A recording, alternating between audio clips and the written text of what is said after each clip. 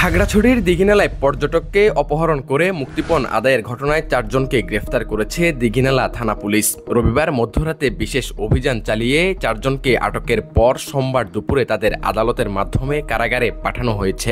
গ্রেফতারকৃতরা হলেন উপজেলার মেরুং ইউনিয়নের বাঙালিপাড়া এলাকার মৃত হাসমত খার ছেলে মোহাম্মদ বেলাল হোসেন, একই এলাকার মোহাম্মদ মাহিল হোসেনের ছেলে মোহাম্মদ আজিজুর রহমান এবং পশ্চিম কাঁঠালতলী এলাকার মৃত ফয়েজউদ্দিনের স্ত্রী সুফিয়া বেগম ও ছেলে মোহাম্মদ শহীদুল।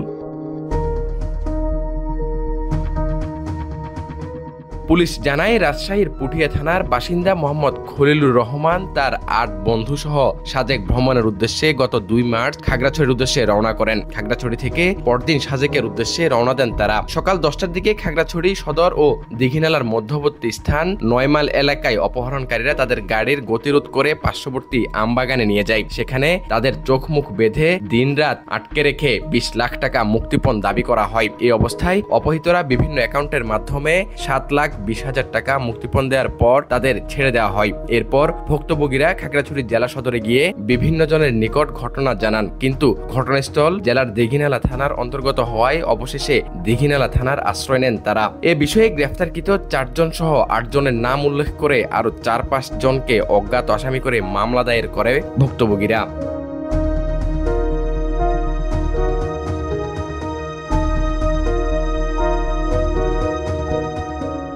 দীঘিনালা থানার officer in charge OC Mohammad Zakaria ঘটনার সত্যতা নিশ্চিত করে জানান, গ্রেফতারকৃতরা প্রাথমিকভাবে স্বীকারোক্তিমূলক জবানবন্দি দিয়েছে।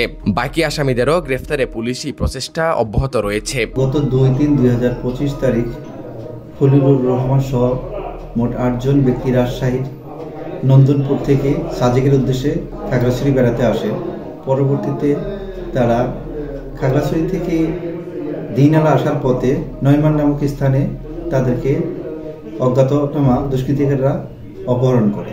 অপহরণকারীরা তাকে আটক করে সেখান থেকে তাকে 20 লক্ষ টাকা মুক্তিপণ চায়। পরবর্তীতে তারা সেখানে সর্বমোট 7 লক্ষ টাকা মুক্তিপণ দেয় এবং তাদেরকে মুক্তিপণ নিয়ে ছেড়ে দেয়।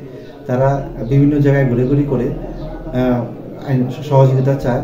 পরবর্তীতে পুলিশ বিষয়টা জানতে পেরে তাদেরকে গতকালকে বেলাল, শহীদুল, আজিবুর ও সুফিয়াকে বিভিন্ন জায়গা থেকে এই ঘটনার সম্পৃক্ততা পেয়ে গ্রেপ্তার করে।